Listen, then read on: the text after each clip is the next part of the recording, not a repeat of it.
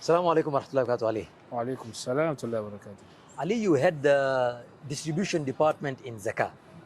So tell the viewers, how is it that we distribute this Zakat money?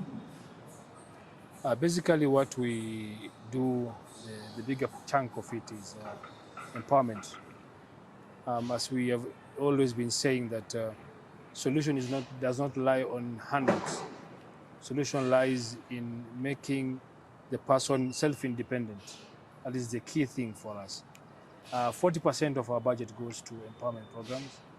And basically how we do the empowerment before we disburse the funds. First, they come for a training session for like 2 weeks. So first of all, you identify people how do you identify these people who need empowerment? In Zakat Kenya, we avoid walk-ins in the office. Walk-ins? We avoid. We work closely with groups that are on the ground. They're the ones who submit to us cases because they are the ones who know these people better. Grassroots level. I mean, if you come to me today and ask me about where I pray, where I lead a prayer, or where I stay, I know the people there. So what we are trying to do is deal with the right people, make sure that the people who are receiving these funds, you know, you have a lot of characters in the community. People who have made it a profession, begging as a profession, people who are well off. Some of these people, they're earning a lot of money. Yeah. I remember we met someone who we offered him a job. He's telling us, I can earn whatever you're giving me in 2 days. Wow. You're giving it for a month. So there are people who have made this a habit. So what we do, we work closely with the grassroots organizations. Yeah. Like in Kibera, we have the KRI group. We work closely with in South Beam, Soma Mama, and the Darul Khair. We work with Mashallah group in Korogosho. We work with Al Hikma group in Majengo and Mwani, and various other organizations. So on the ground, you have either individuals or organizations who already know the people there, and then they can verify the cases for you. Yes, yes. Even if you come to office today from Kibra, we will not be able to assist. We send you back to the contact person in Kibra to verify your case, the imam, and make sure that whatever you're dealing with is someone who actually qualifies for Zakat. So now you've filtered all the other ones who are not real genuine, and you've got the genuine cases. They have come to you. Then what happens next? Now it's a big challenge for us, because when you're sitting, you're looking at what you have and what you have. What you have on application, what you have on disbursement. Sometimes it's a big challenge. So we try as much as possible to prioritize the fuqara. Then we come to the masakin, because it's really something that it's a big task. You know, the shura has to come now and sit and discuss the issues and look deeply into what can be done. And then after this, now we identify I can say the few, because what we have is a big list of people who want to be assisted. Yeah. The few ones that Qadarullah, they've been able to get that, then we contact them and we start making our communication to them. We made this application, we've been selected for the Zakat empowerment. Then now we have a pre-meeting with them, explaining to them that out of the big chunk, they are the ones who have been. I say that Allah subhanahu wa ta'ala has chosen them. Because they're not people that we know personally, most of them.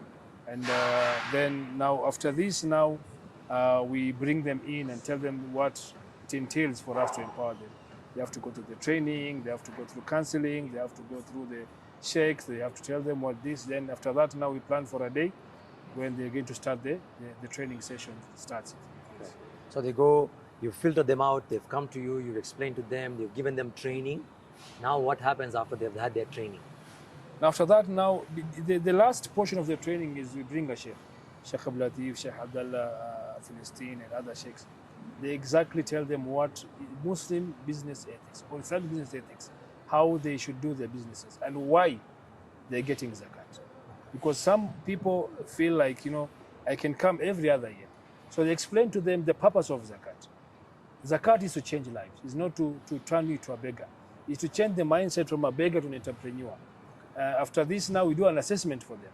We look at them. The counseling time is usually a very tasking time, where, you know, the counselors, when, you know, people talk about what they go through. You know, people have been called Mama Omba, the children have been chased away from school. The children have been, victimized for being poor, and a lot of things come out in this period. The ones who are sick, I got sick, and all of this.